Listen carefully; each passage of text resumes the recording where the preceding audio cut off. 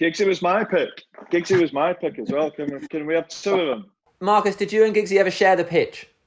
No, but he trained with us a few times when he was coach under Van Gaal, and just the quality. It's like when Carras joins in now, he still has the quality in his passes and the eye to pass forward and find gaps. And yeah, I just remember that with Giggsy. Even his dribbling, he weren't as quick as he was when he was playing, but he could dribble past some of the players in training, and just his ball control was unbelievable. And it's natural to him because it's obviously not left him.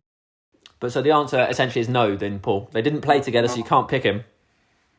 Fair enough. Big Zlatan.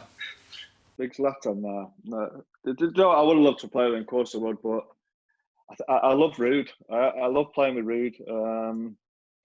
I need a proper goal scorer in there as well. I played number 10 with Ruud for a season. I loved it. He's just a ruthless goal scorer, and he just lived. He lived for scoring goals, and it was funny the amount of times even when we lost games, but he was scored, he was happy. Now, I'm not saying that's a good thing, but as long as he scored, he didn't care. And whenever he did score or he didn't score, the first thing he'd do when we got on the team bus after the game was see if Thierry Henry had scored. And if Thierry Henry had scored, he wouldn't talk to anybody for the full trip home, because he was so engrossed in being the leading goal scorer, not just at United, but in the league, in the world, everywhere. So I love the way he finished as well. Look, I played with some unbelievable centre forwards. You think of Coley, Dwight York, Sheringham, Solskjaer.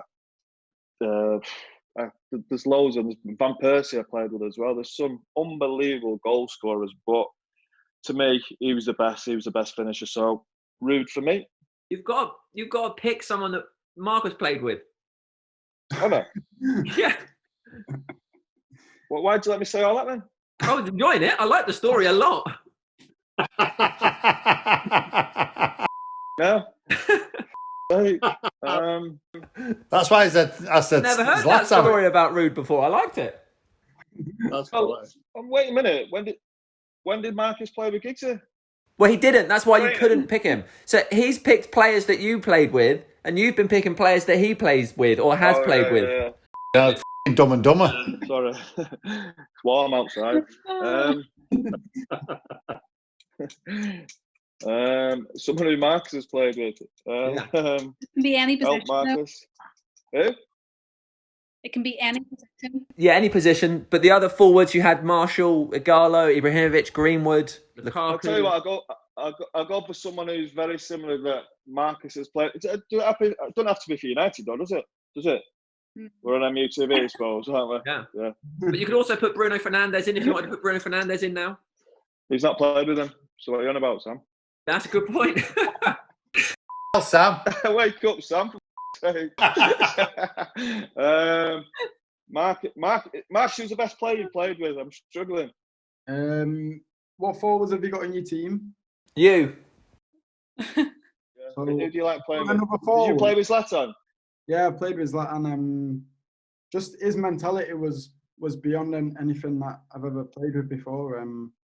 He didn't care what anyone would say to him or what anyone was saying about him. So in terms of his mentality, he was key to my development, especially under that time when Jose was there, because he was someone who'd played under him before and he knew you had to be a certain type of way to survive under him.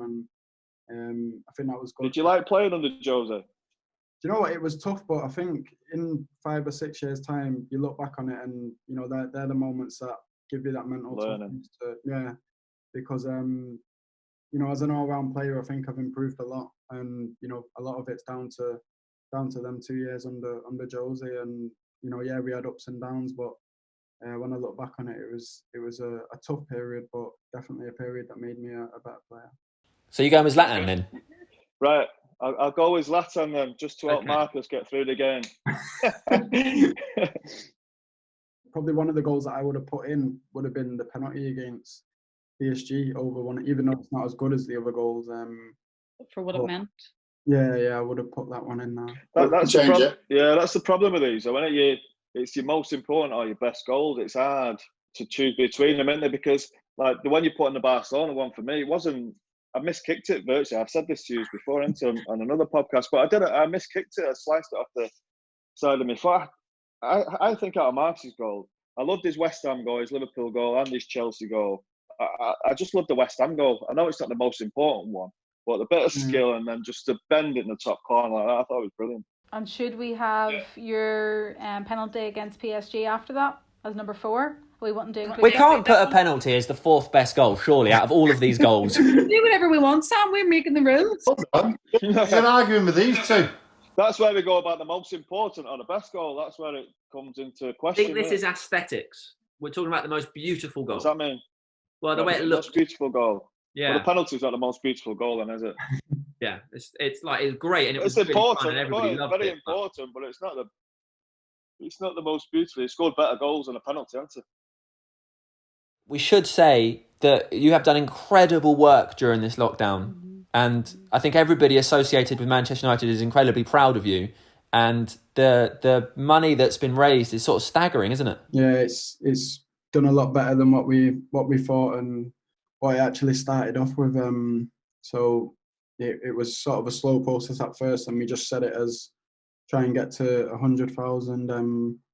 And then a couple of days passed, and we was way past that. And then a week passed, and then the numbers just kept getting higher and higher. And it got to a stage where we actually had a lot of donations, more than we expected, and we were struggling to actually deliver the food to people. So that's where the bigger companies like Tesco, Co-op, Asda, they've come in, helped us massively with deliveries and that side of things, and also put in their own large donations as well. So yeah, it's definitely a big part. Marcus, what does the figure stand at around now? Do you know? I think it's just around 20 million now.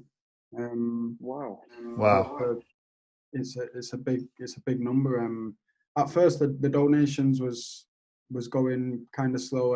I put a bit of money in myself, and then it was at like 50,000, 60,000, and then I just remember 2 days later it was at 140 something thousand, and then a week after that it was at 6-7 million. After some of the bigger companies started coming in, and then literally just 2 or 3 days ago it reached 20 million. So wow, well done. Brilliant. Yeah, that is amazing. It is incredible, absolutely unbelievable. And what's the bigger picture of it all? It's obviously, we don't know how long this is gonna go on for, and it's just something that if this would have happened 10 or 15 years ago, it definitely would have affected myself in the position that I was in when I was a kid. So it was just something that I thought, if there's a way to try and help people and kids especially, then let's just try and do it. Great job, mate. Yeah, great job. Well done. Hello, Marcus. Also, Marcus, this isn't usually how our podcasts go. When this is all done and everything's back to normal, will you come back and do a proper one? Yeah, this is a bit organised chaos, this one. Yeah, definitely 100%. It's been fun. And Scholesy, can we come around yours and play football when this is all done? Anytime, mate. Anytime.